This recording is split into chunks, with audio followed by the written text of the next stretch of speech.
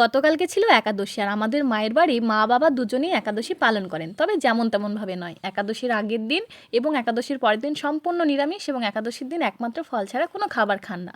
একাদশীর দিন সকাল 12টা অবধি না খেয়েই থাকেন, তারপর কাঁচকলা আলু পেঁপে দিয়ে একটু বাদাম ভেজে ঘি দিয়ে শুকনো তরকারি করে সেটা একবার খান। যেহেতু আমি আছি, মায়ের আবার রান্নার ঝামেলা হবে, তাই মাকে বলেছিলাম, মা তুমি আমায় সেদ্ধ ভাত করে দিও, আমি খেয়ে নেবো, অসুবিধা হবে না।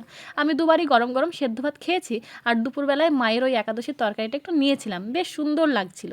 তবে দুবার সেদ্ধ ভাত খেয়ে রাত্রে আবার কিচ্ছু খেতে মন চাইছিল না। মাকে বলতেই রান্নাঘরে গিয়ে দেখি মা আগে থেকেই কিছু বানানো শুরু করেছে। কি রান্না করছো গো মা? এই দেখ, সাবুর লুচি বানাচ্ছি। কি কি দিচ্ছ? কি আর দেবো, তেমন তো কিছু খেতে হয় না, তুই দেখ, ইচ্ছে হলে ভিডিওটা করে নে। তবে মা, একটু ধনেপাতা আদা কাঁচা লঙ্কা দিয়ে তো সাবুটা মাখাতে পারতে। হোস পাগলি, ওসব খেতে হয় না যে। তবে আপনারা যদি তরকারি দিয়ে খেতে চান, এমন সাদা করে নরম করে ভাজবেন, আর এটা এতটাই টেস্টি হয় যে তরকারি লাগবেই না। আমরা তো এমন লাল মুচমুচে করেই খেয়েছি, খুব সুন্দর লাগে।